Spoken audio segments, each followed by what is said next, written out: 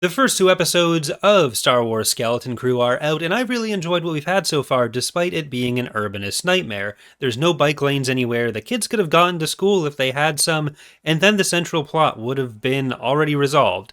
Wim would have been able to get to his test on time, and nothing bad would have happened, so this is really a lesson for all of us. But I think the show has done a good job on delivering on its core premise. It promises to be a kids on bikes adventure, and that's what it's delivering. It's something that I'm really excited to potentially introduce my nephews to. I think some of the other shows, like Andor, that I really like, I don't know that they would have gotten as much out of that, but I think this is something that I enjoy and that younger audiences would be able to enjoy as well. It's probably aimed towards those younger audiences more.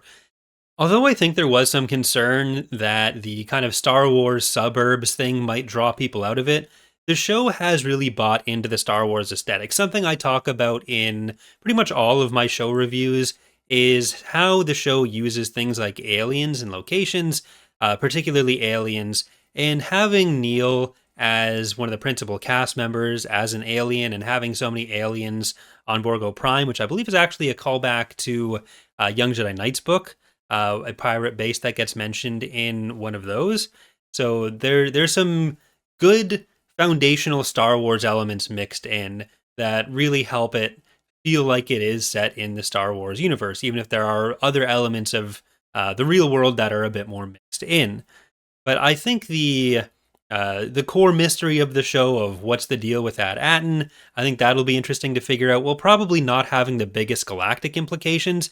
We're at least I don't know how the show ends yet, but it seems like we're probably not dealing with a show that has the same kind of galaxy spanning political implications for the whole Star Wars continuity that Ahsoka has or that The Mandalorian is working up to have.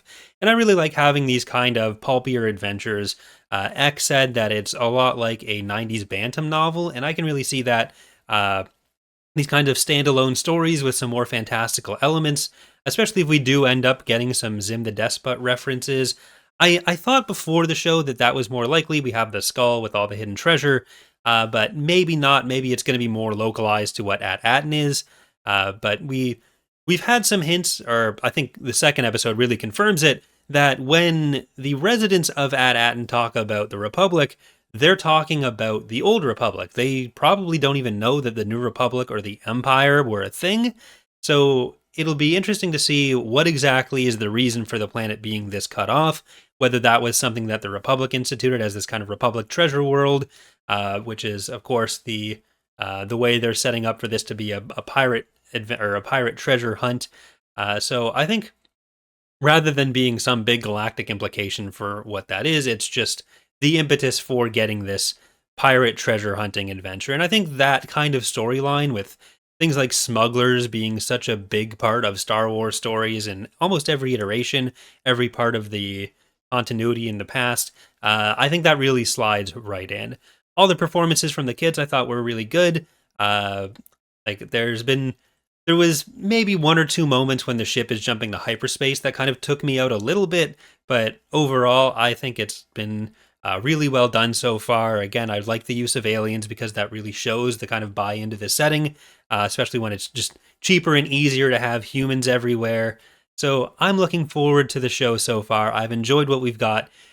Sorry for not having the longest review here, but we actually got a puppy a couple weeks ago, so I'm trying to fit in all my work during his nap times, and those could end at any point. So I wanted to make sure I could get some thoughts out. We'll be having a TapCaf discussion later this week. Hope to see some of you there. Hopefully over the course of the series, as Kazoo gets more settled in, I'll be able to do some more in-depth or some longer reviews. But for now, thank you again for watching. Hope to see you next time. Bye, everyone.